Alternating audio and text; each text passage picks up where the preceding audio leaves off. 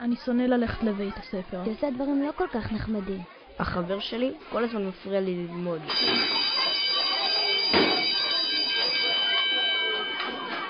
שלום, שמי חלי ברק שטיין, אני פסיכולוגית חינוכית, מנחת קבוצות, עובדת עם ילדים, הורים, מערכת החינוך, בדרך כלל בנושאים של דיאלוג ועבודה קבוצתית.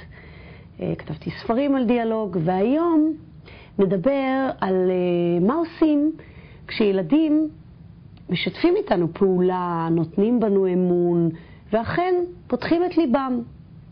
חושפים כאב, חושפים התלבטות, חושפים סיפור משפחתי, והם יכולים לעשות את זה או בשעה הפרטנית או בתוך הקבוצה הקטנה. מה עושים? זו בהחלט יכולה להיות סיטואציה מביכה, מלחיצה למורה, למנחה שבעצם נמצא שם כמבוגר ורוצה לעזור לילד, לשמור על הילד, ובו בזמן אולי לא להיכנס לתפקיד של פסיכולוג, לפחות בסטריאוטיפ שפותר בעיות, ובאמת לא לחרוג מהתפקיד, ומצד שני לא לעשות כלום, להגיב בכל זאת. וכדי לסבך רגע את הסיטואציה, זה שונה אם ילד חושף דברים כשאתה בשיחה אישית איתו, ואז זה באמת רק בינך לבינו, ובין כשילד חושף דברים בתוך הקבוצה. ואז יש גם את התגובות של הילדים, ואת הסודיות, ועוד מורכבות. אז אני אנסה לתת כמה קווים מנחים איך אפשר להתמודד. בעצם הכיוון הראשון של ההתמודדות הוא מה המורה אומרים לעצמם. מאוד חשוב, וזה נושא רחב בכלל איך מגיבים כשעולה בעיה. חשוב מאוד שתגידו לעצמכם שאתם לא אמורים לפתור את הבעיה. אתם לא אמורים לקחת את הכאב. למרות שזה מאוד קשה להיות ליד בן אדם שכואב או לחוץ. אתם לא אמורים בעצם לעשות שם איזושהי טרנספורמציה שהכל יחזור להיות שקט, רגוע וכו'. לא.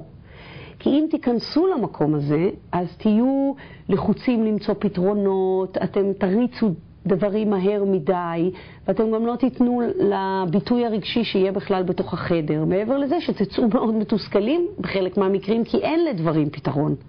כשילד מספר על גירושים במשפחה, או שילד מספר שהוא ליוו אותו, איזה פתרון יש לנו לזה? יש לנו איזשהו פתרון פשטני להגיד, זה ככה יהיה טוב? האמת שברוב המצבים, מה רוצה ילד?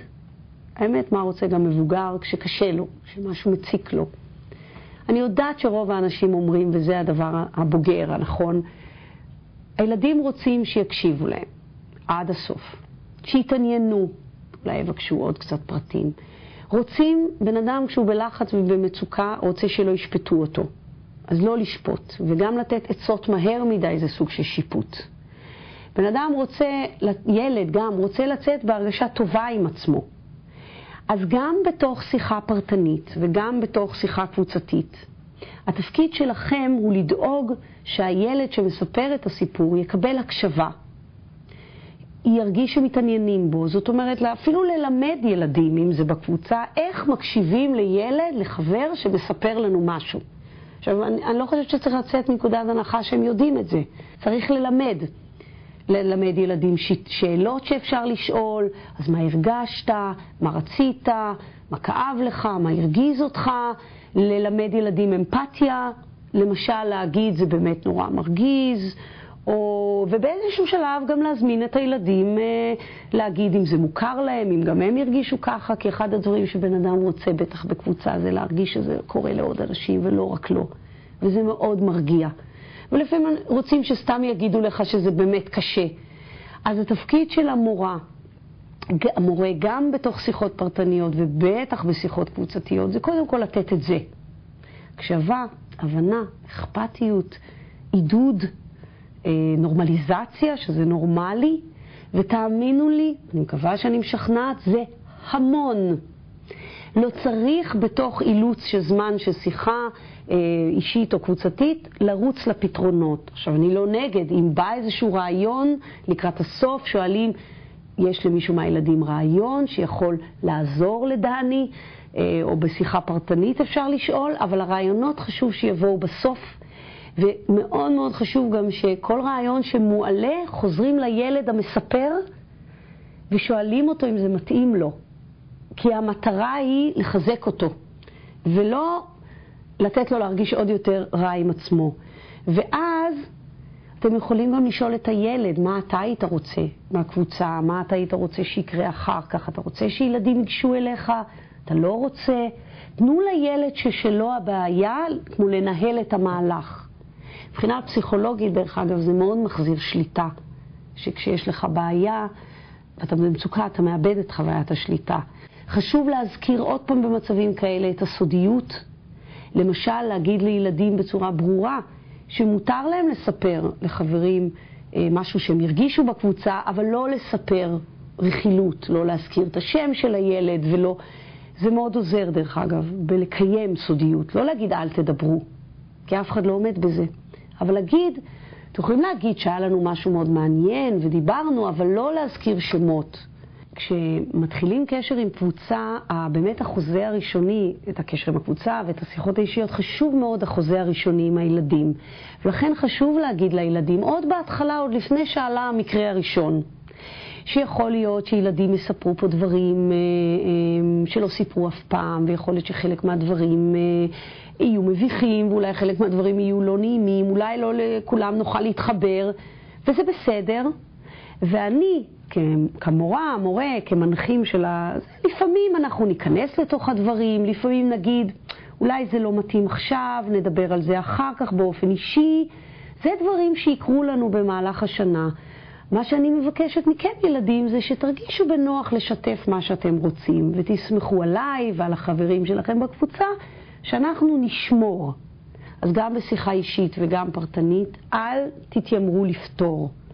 אם אתם מזהים שהבעיה קשה או מדאיגה או יש סיכון, תגידו לילד, אני דואג, אנחנו בהחלט נדבר גם עם היועצת. חשוב להדגיש שהתפקיד של המורה בשיחות הפרטניות והקבוצה של 5 הוא לא לטפל ולא לפתור את הבעיות, אבל בטוח לגעת, וגם אם אתה פסיכולוג או יועץ, והם ישלימו בעבודה שלהם, מי שנמצא שם בשטח, במגע עם הילד, ומי שיוצר איתו קשר זה המורה.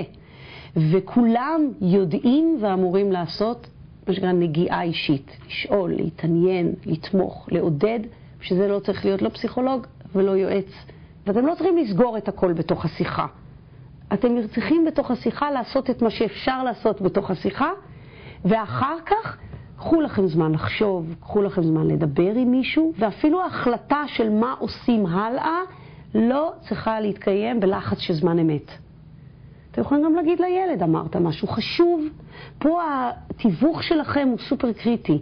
כי אם אתם אומרים, ילד מביא למשל איזשהו סיפור והוא מרגיש מאוד חריג, ואתם אומרים, כן, זה קורה בהרבה בתים שבאמת ההורים נורא צועקים, או בהחלט לפעמים אנחנו מרגישים ככה וככה. אלה התערבויות שעושות נורמליזציה. אז גם הילד שחשב שהוא חריג וחשב שזה היום ונורא, הוא פתאום מרגיש נורמלי. את זה אתם יכולים לתת. את הפתרונות חכו בסבלנות, בצניעות, וקחו לכם זמן לחשוב, להתייעץ. תורידו את הלחץ הזה. ולדעתי, גם אם מורה עושה החלטה של כמו ברקס כזה, אוי, על זה אני לא רוצה לדבר, או לזה אני לא יכולה להתחבר, למשל לשנאה של ילד למישהו, או לאלימות של ילד למישהו, אז ראשית, ככל שמורה יותר מחובר לעצמו, הוא יותר מוכן לפגוש יותר דברים. פחות להזדעזע. זה חשוב, טבע האדם יש בו הכל. אבל גם יש כמה שאלות ותגובות שאפשר לתת לכל ילד, גם אם מחליטים לא להיכנס לעומק. אפילו 3 דקות של לשאול, אז מה היה, מה חשבת, מה הרגשת, טוב שסיפרת, ואולי לא נמשיך בזה היום, אנחנו נדבר אחר כך, או זה תמיד אפשר לתת. בחלק מהמקרים שתעשו כמנחים שיקול דעת, שזה כן אפשר להיכנס, שהילדים לא יעשו עליהם, שאתה מסוגלים להמשיך, תיכנסו טיפה יותר לעומק, כמו שדיברתי ואמרתי, לשאול שאלות, לשאול איך הילדים מרגישים, כן להציע כיווני מחשבה ופתרונות. אז יש למורה בחירה, או לעשות רק נגיעה, או לעשות טיפה יותר לעומק. אבל לטעמי נגיעה צריכה להיות שם. הדבר האחרון מניסיוני במפגשים עם הרבה קבוצות מורים, החרדה ממה הילדים יפתחו, ומהתמוטטות או מהעלבות של ילדים או מאכזריות של ילדים, בדרך כלל היא הרבה יותר בחרדה של המורה מאשר בפועל קורה. זאת אומרת, זו בכלל גישה מומלצת בזה, כשבאים לילדים ולקבוצה, זה כן להאמין גם בכוח שלהם, ובעובדה שזה לא כל כך הרסני. וזאת נבואה שתגשים את עצמה. ותאמינו שבמה שאתם עושים יש הרבה משמעות לילד שמספר. אז בהצלחה.